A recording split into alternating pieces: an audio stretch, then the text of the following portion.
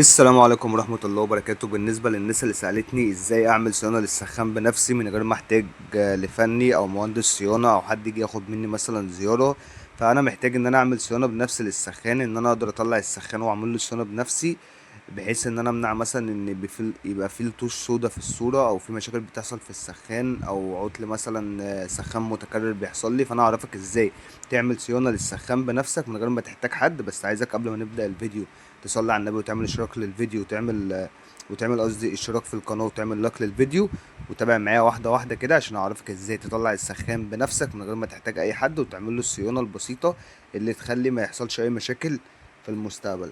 احنا هنطفي زرار السليب اول حاجة. طبعا ما ينفعش نقفل زرار باور من الجنب على طول، لان ده ممكن يسبب ان مثلا كارتة الباور سبلاي يحصل فيها مشاكل. فانت لازم عشان تطفي المكنة تتأكد الاول ان هي خلاص العلامة مثلا هتقف معانا اهو اهي اللي لونها اصفر. وبعد كده بنفتح مكانتنا، بنقفل زرار البار، نفتح البوابة الجانبية عشان نبدأ ان احنا نطلع السخان. ده السخان بتاع ال3005 الالوان، والكلام اللي انا هعمله دلوقتي ده بيمشي على اي نوع مكنة كيوسيرا عادي جدا. المكنة بيبقى فيه هنا كفر، الكفر ده اللي بيبقى قافل على الكابلات. ببدأ ان انا افك الكفر، ادي مسمار اهوت. انا بعمل لك كل حاجة قدام عينك علشان تبقى متابع من اول حاجة خالص. في كابل هنا ابيض، تمام، ننزل شويه تحت كده. الكابل الابيض ده بتدوس عليه من الجنب كده وبتبدا ان انت تشده اهو.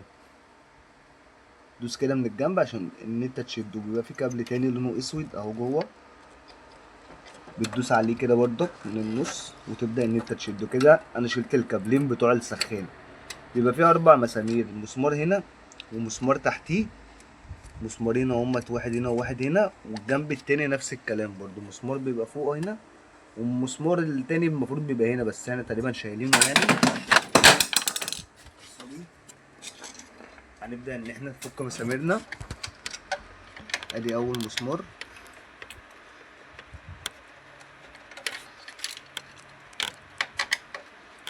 تاني مسمار اهو،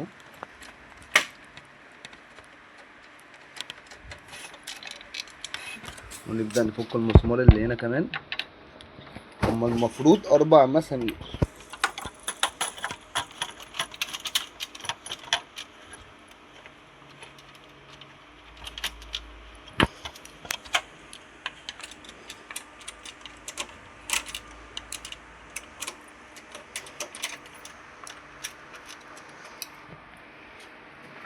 تمام. بعد ما فكيت ال4 مسامير بتوع السخان وفكيت الكابلين والكفر وكل الكلام ده، دلوقتي السخان بقى ايه سهل ان انا اقدر اخرجه. بشده لبره كده فهو خلاص كده بيخرج معايا السخان اهو. نبدأ بقى ايه ان احنا نعمل له صيانة. لو جينا بصينا على السخان هنا، بيبقى ساعات هنا الدرافيل دي فيها نقط سودا وفيها لطوش وفيها كل الكلام دوت. احنا لو يعني لقينا فيها مثلا سواد، فبنبدأ ان احنا نجيب تينر او نقطة بنزين او اي مادة كده نقدر ان احنا ننضف بيها، وبنجيب حتة كهنة،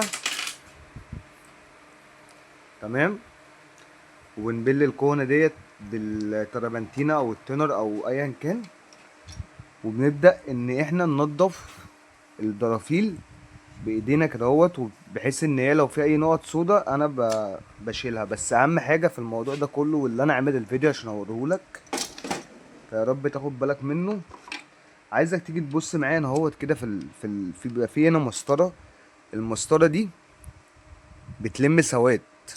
تلاقي ان المسطره من جوه، معلش ممكن نقرب الكاميرا شويه، المسطره دي ساعات بتبقى لما هنا سواد.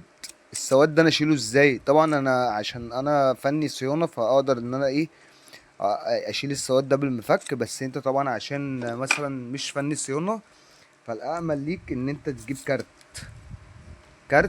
كارت عادي، اي كارت، وتبدا ان انت تدخل الكارت هنا وتبدا ان انت تحك الحاجات السوداء اللي بتظهر هنا، لان هي الحاجات دي اللي بتعمل لطوش. هو نضيف، ده نضيف للاسف يعني. كان نفسي اوريلكوا على سخان مثلا فيه مشكله، بس انت لما تفتح السخان بتاعك صدقني هتلاقي فيه النقط السوداء زي مثلا النقط اللي ظاهرة قدامنا دي. ببدأ ان انا ايه بالكارت كده اشيلها واحدة واحدة. بالكارت كده ابدأ ان انا ايه اشيل كل الحاجات السوداء اللي بتبقى ظاهرة في المسطرة دي، لان هي دي اللي بتسبب كل المشاكل في المستقبل. اهو بيبقى على الحروف دي كده في حاجات سودا بنبدأ ان احنا نشيلها بالمفك. حاجات السودا اللي بتظهر هنا دي نفضل ماشيين اهي، في هنا حاجات سودا اهي، فانا ابدأ اشيلها بالمفك عشان انا طبعا عارف انا بعمل ايه. بس انت طبعا بتشيلها بكارت. انا اسف بس لو التصوير مش واضح جدا، بس انا بحاول اعمل اللي انا اقدر عليه. شايف الحاجات السودا دي كلها بتبدأ ان انت تمشي بالمفك كده تشيلها، لان الحاجات دي هي اللي بتعمل نقط سودا في السخان، وبتعمل نتوش في الصورة، وبترمي في حاجات يعني بيبقى سبب في ان السخان بيتدمر بسرعة. بعد ما بتعمل كل الحاجات ديت وتبقى خلاص انت كده خلصت كل حاجتك بعد ما بتعمل كل الحاجات دي بتبدأ بقى ان انت خلاص انا خلصت كده ونضفت وكله تمام. برجع برضو تاني بنفس الكهنة، ببدأ ان انا ايه انضف بقى الحاجات اللي انا شلتها. والمسطرة دي برضو لازم برضو انضفها، لان برضو انا عايز اقولك ان المسطرة دي مهمة جدا ولازم تنضف. ببدأ ان انا انضف مسطرتي وانضف كل الحاجات دي، وارجع اركب السخان زي ما انا شلته بالظبط. بركبه ان انا بفتح البوابة الجانبية واركب السخان بتاعي اهو، بحطه كده. وبعد كده برجع اركب الكابلين زي ما كانوا وبربط الاربع مسامير، مسمار تحت هنا والمسمار اللي فوق، والناحية التانية برضو ببدأ اركب مساميري والكفر بتاعي. بيركب بالطريقة اللي انت عارفها ديت، ان انت بتحط الكفر كده في الاخر وبتربط مسمار. وبكده نبقى احنا خلصنا الفيديو بتاعنا بتاع النهارده، وان انا خليتك كده تقدر تعمل صيانه للسخان من غير ما تحتاج حد. واخر حاجه بس عايزك تعمل لايك واشتراك للفيديو، وما تنساش السبسكرايب. والسلام عليكم ورحمه الله وبركاته.